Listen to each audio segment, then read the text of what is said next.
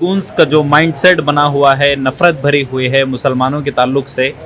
एक तो जो है महाराष्ट्र में रिसेंट एक इंसिडेंट देखने को मिला, एक बूढ़े आदमी को जो है ट्रेन में मारा पीटा गया, उनको जो है शक की बुनियाद पर। और दूसरा मामला जो है, नफरत इस हद तक बढ़ गई कि हरियाणा में आज जो है एक 12th स्टैंडर्ड के स्टूडेंट को, जिसका नाम आर्यन मिश्रा है, उसको जो है शूट करके मार दिया है ये काउ विजिलेंट्स ने। इसके ऊपर क्या कहें? एक्चुअली ये जो लिंचिंग है, ये जब 2014 में नरेंद्र मोदी का जो सरकार बन गया था, उससे बाद में hundreds of Muslims and even Dalits को भी मारा गया। आजकल देखिए ट्रेन के अंदर भी एक बुजुर्ग, एक 80 साल के एक बुजुर्ग ट्रैवल करने के वक्त वो लोग जो गुंडे लोग मारे थे, उसमें बहुत सारे गुंडे लोग हैं ना, वो पुलिस एंट्रेंस के लिए वो जाने वाले लोग हैं। उसमें एक नौजवान है, वो SRPF के ऑफिसर के बेटा है।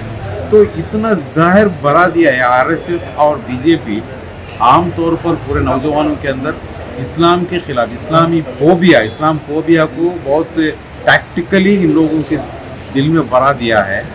लेकिन यहाँ जो सेंट्रल गवर्नमेंट और स्टेट गवर्नमेंट में जो BJP है, कोई एक्शन नहीं ले रहा है। ये बात छोड़ो, कम से कम ये हिमंत बिश्व शर्मा जो आसाम में जो है, वो कुछ दिन पहले ऐसा भी एक बयान दिया था, जो पूरे आसाम को मुस्लिम मियाँ से हम लोग ये करेंगे, लिबरेट करेंगे बोल के बताया। इसका मतलब क्या है? वो मुसलमानों के देश में जीने का हक नहीं क्या? एक चीफ मिनिस्टर के मुंह में इस तरह का बात, एक जहर अगर उगलता है तो पूरा हिंदुस्तान में आम जनता के अंदर क्या होगा? ये पूरे देश के लोग, हिंदू मुसलमान सब लोग भी धर्म भेद को छोड़कर एकजुट होने का ज़रूरत है। और अभी देखिए एक बुलडोजर पॉलिटिक्स नहीं, बुलडोजर टेररिज्म जो योगी गवर्नमेंट और जितने BJP गवर्नमेंट कर रहा है।